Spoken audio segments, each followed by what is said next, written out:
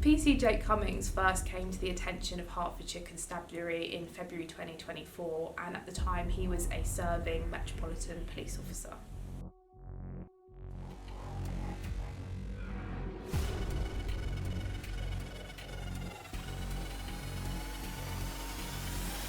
So, Jake, the time's 5:20 in the morning. Yeah. Again, I arrest you on suspicion of rape, coercive controlling behaviour, malicious communications, false imprisonment and stalking. Okay. Alright, so you don't have to say anything, but it may harm your defence. You don't make your own questions later on in court. Anything you do is going to be this evidence, okay? Initially we started off with one victim, but that quickly rose to three. All three victims were spread out across the UK and all reported eerily similar behaviour.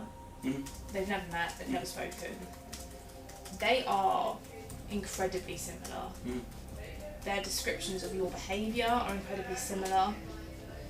The way they describe their relationships, how they felt, how you made them feel, they are similar. Okay. To the point of almost identical. A key trend we saw with all three victims was that Cummings isolated them from their friends and family, and he did this by causing arguments or disagreements between them and their loved ones.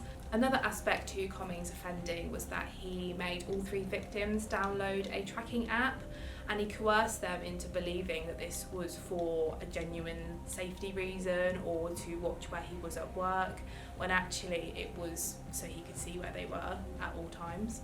Other behaviours that we continually saw with all three victims was convincing them that they had mental health problems, that they were the ones to blame for the things that were going wrong in his life or in their relationship. One of the victims, he claimed that he was keeping her safe by monitoring her social media. So he kept close attention to how many followers she had, who was following her and who they were. He would ask her questions about people that she was in lectures with. He would often berate the victims and he would use their personal characteristics against them. One of the most distressing elements to Cummings' offending was the bombardment of messages that he sent to his victims across a multitude of different platforms. What we saw with all three victims was that often when they blocked him, he would then change platforms or create new accounts, either in his name or in a different person's name, to almost trick the victim into speaking to him. He would message one after another in sort of a spam style messaging, and then this was coupled with a bombardment of phone calls that would continue until the victim answered. And that really is just a small snapshot of the type of behaviour we saw throughout his offending over such an extensive period of time. Okay, we're in an interview room at Hatfield Police Station. You've been arrested on suspicion of rape of a female aged 16 and over, coercive and controlling behaviour, malicious communication, false imprisonment and stalking. I understand that you're a police officer yourself, is that correct? Yes.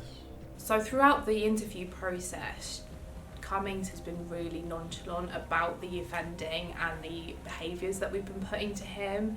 He's been very relaxed, very confident in his responses, which have often been dismissing all of their behaviour and everything we sort of put to him.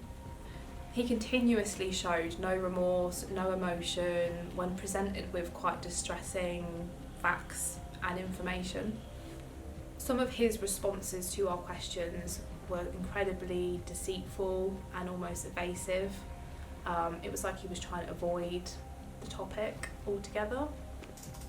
Do you believe you've done anything wrong at any point during any of the relationships? What I am going to say is that all the offences that have been put to me, I deny.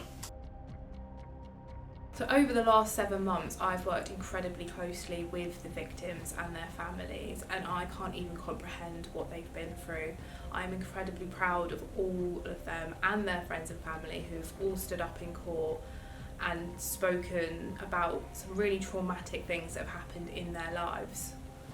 The trial really displayed the escalation in his behaviour from victim 1 through to victim 3, and I honestly believe that without the victims coming forward, we would have seen a further escalation in that behaviour and more people would have been put at risk from him.